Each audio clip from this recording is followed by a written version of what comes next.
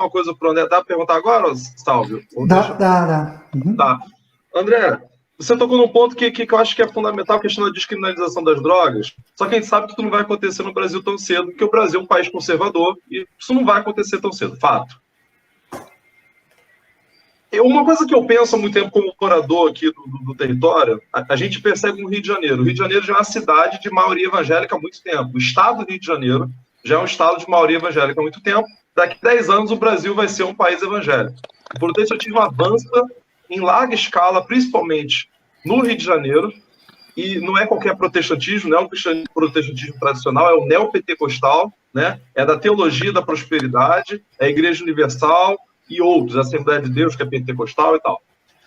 E, ao meu ver, as igrejas evangélicas com o discurso de combate ao demônio, né, que a questão do pentecostal foca muito nisso, está criando um discurso de legitimação para dar o poder moral para a milícia. Porque a milícia tem ainda um poder moral na comunidade.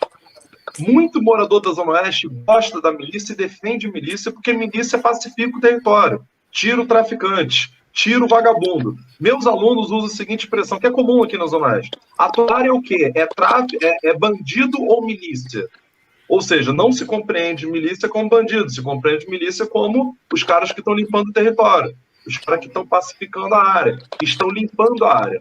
E o discurso de combate ao demônio, o discurso de combate às drogas, feito pelas igrejas, que o demônio tem que ser exterminado, que as drogas têm que ser exterminadas, que o mal, você não pode compactuar com o mal, cria-se um discurso que depois o miliciano chega lá e esculacha o moleque da área que está fumando a droga.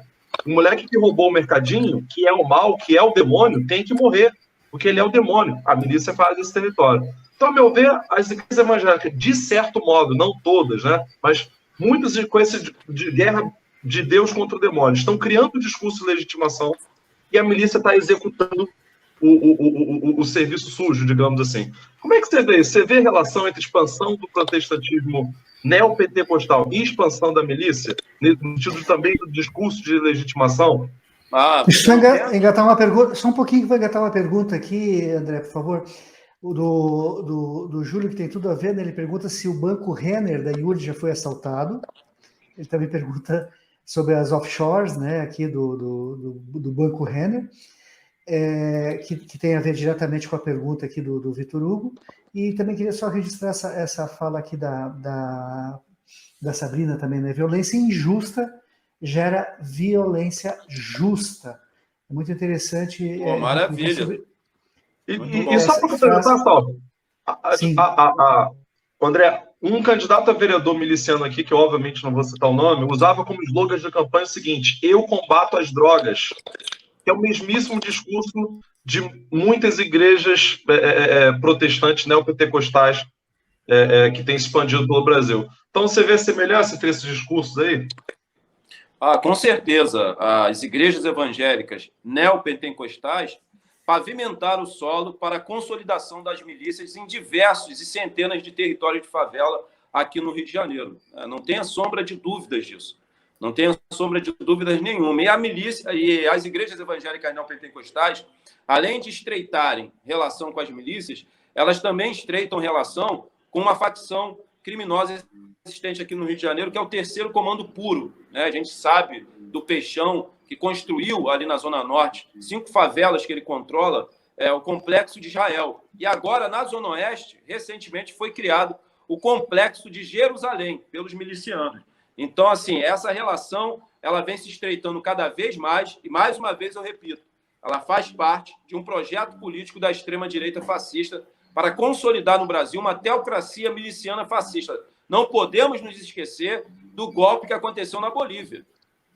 Esse golpe foi, logicamente, arquitetado e idealizado pelo imperialismo, mas ele teve como linha auxiliar dentro da Bolívia as igrejas evangélicas neopentecostais e as polícias. Não é diferente do golpe que o Bolsonaro pretende aprofundar no Brasil.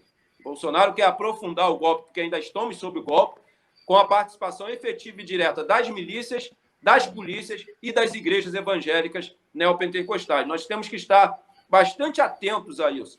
E temos que estar muito atento mesmo a esse estreitamento das igrejas evangélicas neopentecostais com os milicianos milicianos, com as milícias e com a facção Terceiro Comando Puro. Eu fico assim, eu falo isso porque tem muito brasileiro, né? Os identitaristas estão preocupadíssimos aí com o que vem acontecendo no Afeganistão, mas nós já temos o nosso Talibã aqui, que é uma juventude preta, pobre, periférica, armada.